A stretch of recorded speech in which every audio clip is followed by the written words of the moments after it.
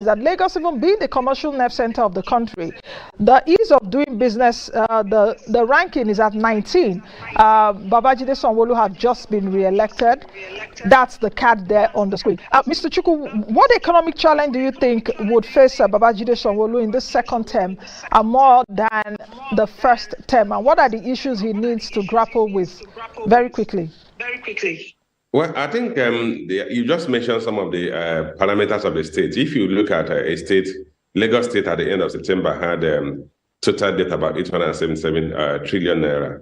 But it also has the largest economy, a subnational economy in the country, with about $1 and $2 billion of GDP, or about 41 trillion naira of GDP. What the challenge the governor has to do with is managing the current debt profile, managing the interest service obligation of the debt, and then further growing the revenue of the state. The state is said to generate about $50 billion naira or thereabout on a monthly basis. And with that, the state you can actually say the state remains vibrant or viable despite the current debt profile. But I think the challenge he has to deal with is, one, cutting down on additional borrowing, optimizing the revenue of the state. That means bringing in a lot of people who are still currently outside the tax net into the tax net, making the tax system more efficient, then improving on social infrastructure. Sheung talked about the Lekki Free Trade Zone, expanding the economic corridors of the state, particularly building on transport infrastructure, which has been a nightmare in the state.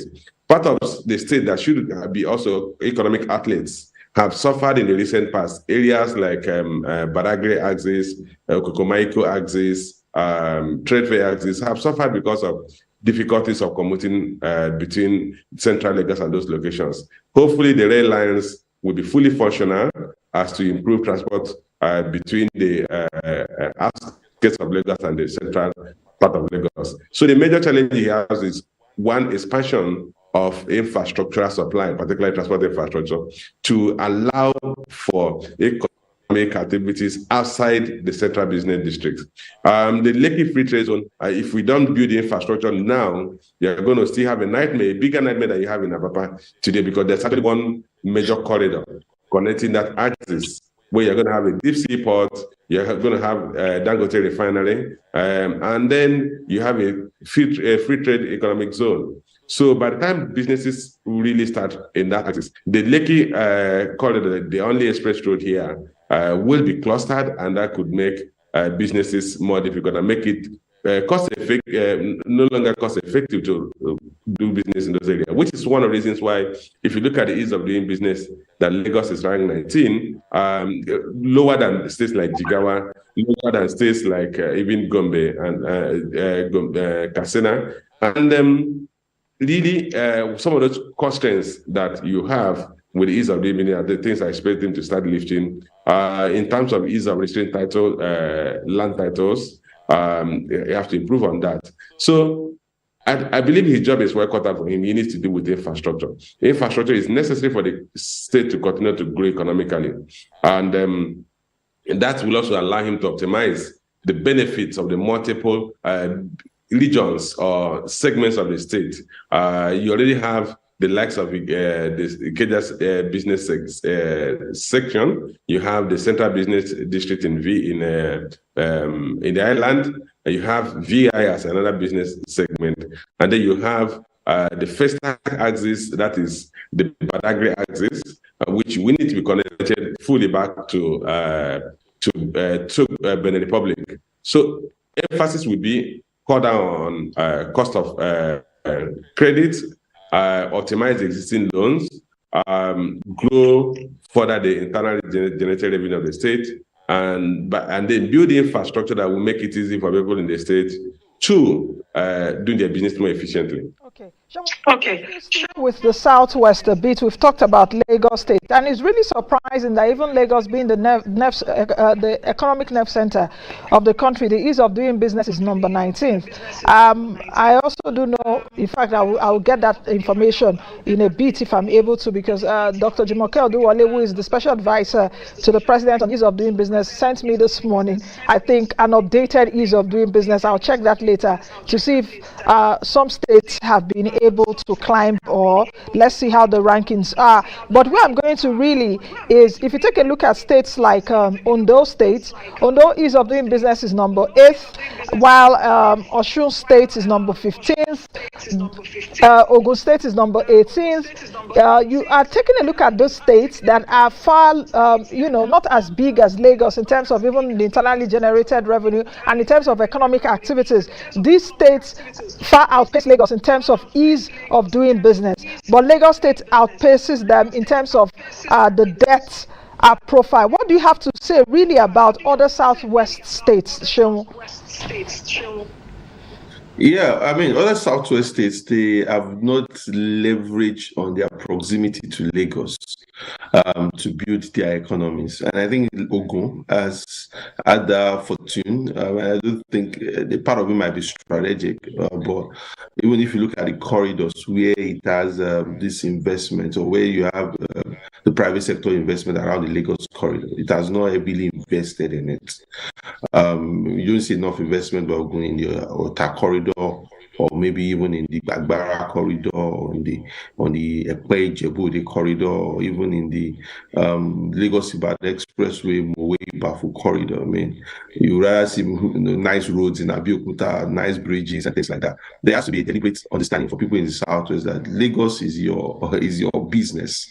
You have a direct line to Lagos. If it's the agriculture economy you're tapping into, that could be your opportunity. If it's to put a gas pipeline so that industries can come and settle in within your environment, and they can hire people, they can pay payee, and you can charge a VAT. These are the kind of things I expect most state governors to be thinking about. The chunk of consumptions in Nigeria, happens within the Lagos, Ogun, or your corridor. So a lot of things can actually be done within that environment much more effectively. And I think more of my own challenge will be to your state, because Ogun has significantly benefited. If you look at Ogun State IGR, it's over 80 billion or 80 or 90, almost 90 billion naira. Oyo can do far much more with its current state of IGR. I mean, the current government has done excellently well to improve it, but it can be far much more than that. And the only way out of that is to just rapidly industrialize the state. I think for Ondo also has the bitumen, has the cocoa, and that's the cocoa belt with Ekiti also. Bringing all of that and turning into an export market and an export engine can also be very effective for them. Fortunately, Ondo lost out of the whole. A lot of people talk about how Ondo lost out of the Dangote refinery issue, but they still have the water side that leads to the ocean front. So maybe it's another opportunity to seek investors to bring back some commercial value maybe to the local free trade zone that was muted at some point. So Odo also has an opportunity. It has the opportunity with the knowledge zone, also with the cocoa belt.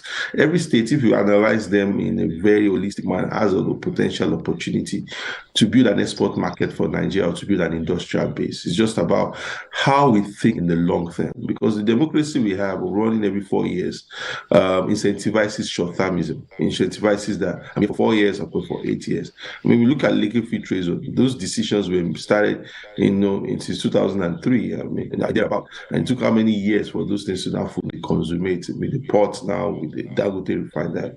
So most of these things take time. So it's just about how our state governments being able to plant trees that they might not enjoy its shade. That's a big challenge, I think, for most people. Okay, let's go to I think the Northeast. And why I want us to look at the Northeast in this second round is one of the states, the Gombe State, in the ease of doing business is number 1. And when I peeped at what Dr. Jumoke Oduwole sent to me, Gombe State is still number 1 in terms of ease of doing business. And I don't know if Mr. Chukwu, if you're really surprised at that, what is Gombe State doing that is ranking number one in the ease of doing business. If we can have Gombe State, let's quickly take that. And poverty rate in Gombe State is about 62.3%. As you can see, that the governor has been re-elected.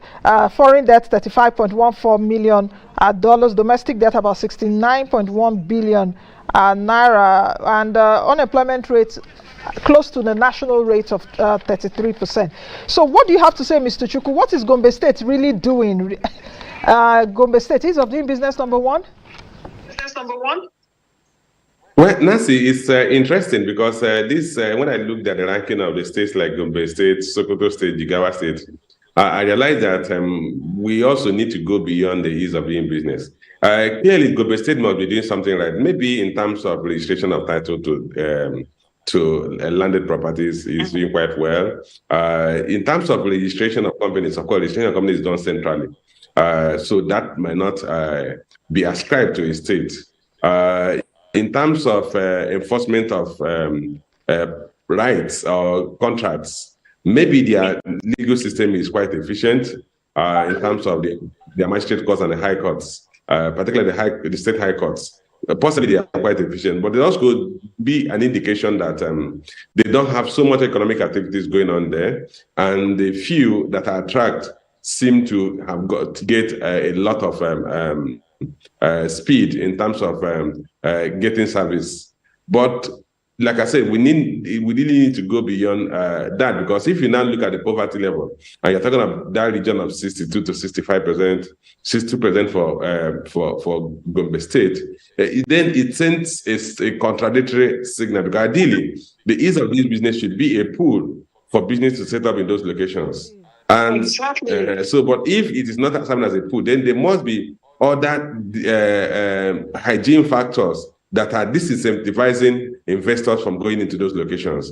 It could be in terms of location access, in terms of access, transport infrastructure access. It could be in terms of security situation. For instance, if you look at Gombe State is a landlocked state, so you need an efficient road transport infrastructure to be able to take raw materials to that location in case you want to set up real sector productive activity. You also need that to evacuate your product to the seaports. So if you don't have that, that could be a caution for people to go there. And you also look at the per capita income, which will also determine whether you have sufficient demand, consumer demand or demand within that area, as you said, the anybody to go and set up a business there. So it goes beyond the ease of doing business. You could get right with ease of doing business, and you need to also address other factors, other hygiene factors, other political factors, other social factors, other economic factors that may be serving as constraint or limiting factor to attract investment to your state. Lagos State, like you said, are ranked about 18 in terms of ease of doing business. But in terms of attracting economic activities, Lagos still has remained the epicenter of local and foreign investment in the country. Lagos State, like I said, accounts for about 20% of the GDP at $102 billion or 41.7 trillion naira. So if Lagos is ranking number 18 and is still attracting the highest level of investment into the economy, then it means that for those states like Jigawa, Sokoto, Gombe, that are ranking higher in the ease of doing business, there must be something that is, there must be a disconnect.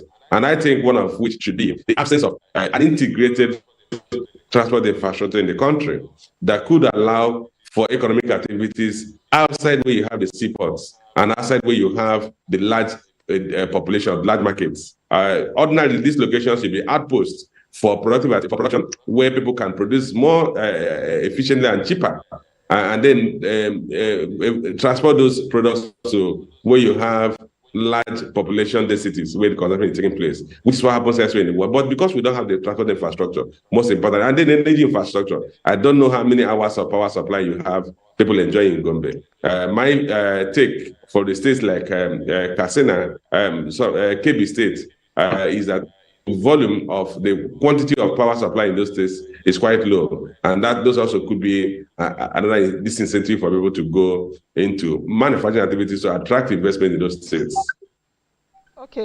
So one thing that is common among all the states in Nigeria is that their debt levels, all the states are really indebted. It just depends on the quantity. How do you think that these re-elected governors, as well as the governors-elect, can address the issue of their current debt levels? I was listening to Alex Oti now, the governor-elect of Abia State, and what he did, that he's already, speaking to perhaps banks and all of that, in terms of perhaps even looking at, also Governor Okowa of Delta State, though his outgoing said that what they did, I think in the second term or so, was to restructure the debt. What are the options that you think are available to these governors, re-elected as well as incoming, so that they can actually have more headroom fiscally?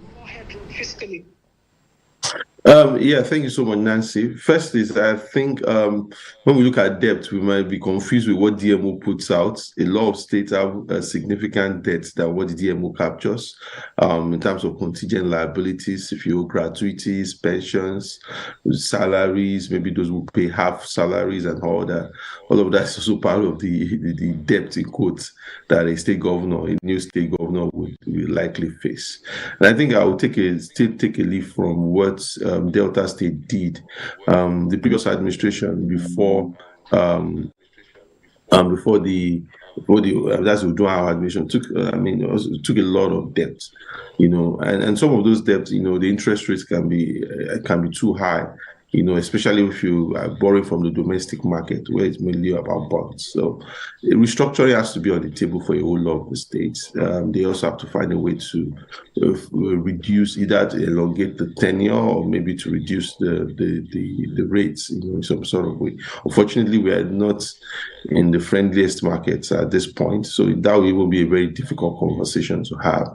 But I think somehow the federal government also has to support, or the CBN has to support states some way to address the debt situation among states. It's unfortunate that even also the federal government used Paris Debt Club, gave a whole lot of refunds to states to be able to exit some of these contingent liabilities. But as we have seen, like a state like Abia, job clause being owed around 23 months salary. Dr. Oti is taking on a very, very difficult job in that state, considering the mismanagement and waste. And I also advise him not to just let all of that go, because it just doesn't follow reason. The federal government did a whole lot of intervention. The state is receiving FAC every month, and also as IGR, Aba is the industrial heartland of the southeast, and somehow you still can't pay doctors, you can't pay workers, you can't polytechnic workers. The state is in a mess, in some sort of way. But I think what I would advise every state government is a clear line, effective communications to its citizens, a lot of transparency and accountability, so that people are able to earn trust and people are able to understand the state of things as you go along the way. But I think for a debt restructuring will be on the table for most of the states. And I think if a state as distressed like Abia can do a bit of look into his finances, do a bit of recovery, and also possibly even seek support from either the CBN or the federal government. Okay, finally, because we have about 2 minutes to the end of the show, and this question is to you both.